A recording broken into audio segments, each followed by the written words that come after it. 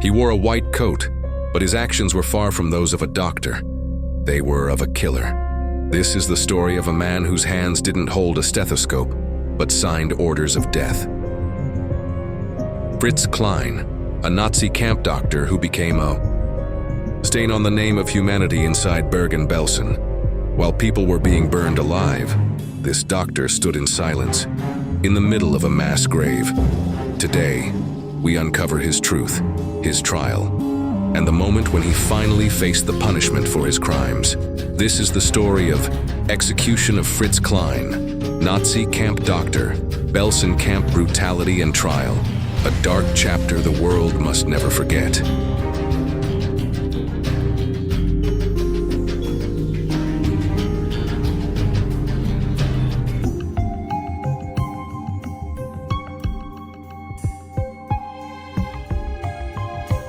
A haunting photograph taken in 1945 shows a man standing solemnly in a mass grave at Bergen-Belsen concentration camp. That man was Fritz Klein. The image is often blurred in public viewings due to its deeply disturbing and sensitive nature. Fritz Klein was a physician. He was born on November 24, 1888, in Fekete-Halom, then part of Austria-Hungary. Though ethnically German, he held Romanian citizenship. He studied medicine at the University of Budapest and later practiced in several towns near Kronstadt, now Brașov. In 1939, Klein was drafted into the Romanian army, as Romania initially remained neutral when World War II began with Germany's invasion of Poland on September 1st. But neutrality didn't last. On November 23, 1940, Romania joined the Axis powers and became allied with Nazi Germany. Hitler saw the Soviet Union as his ultimate enemy. On June 22, 1941, he launched Operation Barbarossa, Germany's massive invasion of the Soviet Union. With Romanian support, the Axis forces advanced deep into Soviet territory, and Klein served as a paramedic on the Eastern Front. The Eastern Front became the largest and most brutal theater of World War II. It was a conflict marked by unspeakable atrocities, mass deportations, starvation, disease, and some of the highest casualty rates in history. In the Soviet Union, it came to be known as the Great Patriotic War. In May 1943, Hitler demanded that ethnic Germans serving in the Romanian army be transferred to the German military. Under a treaty between Romania and Germany, German minorities were allowed and even encouraged to continue their service in the German forces. Since Klein lacked full German citizenship, he joined the Waffen-SS instead of the regular Wehrmacht. He was listed by the SS Personnel Office and initially posted to Yugoslavia. On December 15, 1943, he was transferred to Auschwitz concentration camp. At Auschwitz, Klein served as a camp doctor, beginning in the women's section at Birkenau. At that time, Rudolf Höss was the camp commandant, and Dr. Eduard Wirtz served as the chief SS camp physician.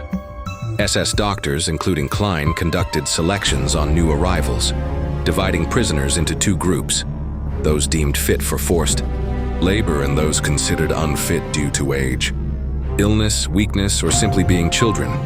Those labeled unfit were sent directly to the gas chambers and crematoria. Klein also engaged in brutal medical experiments. He injected victims with benzene to harden arteries, an act that resulted in the slow and painful deaths of thousands of men, women, and children. SS doctors often ordered that experiment victims be killed to eliminate evidence, either through lethal injections or in the gas chambers. Later, Klein was transferred to the Gypsy Camp section, and in December 1944, he was reassigned to the Neuengamme concentration camp. By January 1945, as Nazi Germany began collapsing, he was sent to Bergen-Belsen. As the Allies closed in, tens of thousands of prisoners from other camps were forcibly relocated to Bergen-Belsen. The camp quickly became overcrowded, with severe food shortages and horrific sanitary conditions. Outbreaks of typhus and other diseases spread uncontrollably. Hundreds died every single day. When British and Canadian forces approached Bergen-Belsen in April 1945, Heinrich Himmler authorized truce. An exclusion zone was created around the camp to contain the typhus outbreak. Most SS personnel fled, but a small group, including Camp Commandant Joseph Kramer and Dr. Fritz Klein, remained to maintain order until the British arrived. On April 15, 1945, British troops liberated Bergen-Belsen. They discovered a nightmare. 60,000 prisoners inside, most of them severely malnourished and critically ill. Scattered throughout the camp were the unburied bodies of over 13,000 dead. The British Army forced surviving SS members to help bury the corpses in mass graves. One of the most infamous photographs from this time shows Klein standing in such a grave. When asked how he could justify his actions as a physician, Klein replied with chilling conviction, "My Hippocratic oath tells me to cut a gangrenous appendix from the human body. The Jews are the gangrenous appendix of mankind. That's why I cut them out." Klein, along with 44 other former SS staff, was put on trial in what became known as the Belsen trial, officially the trial of Joseph Kramer and 44 others, held by a British military tribunal in Lüneburg.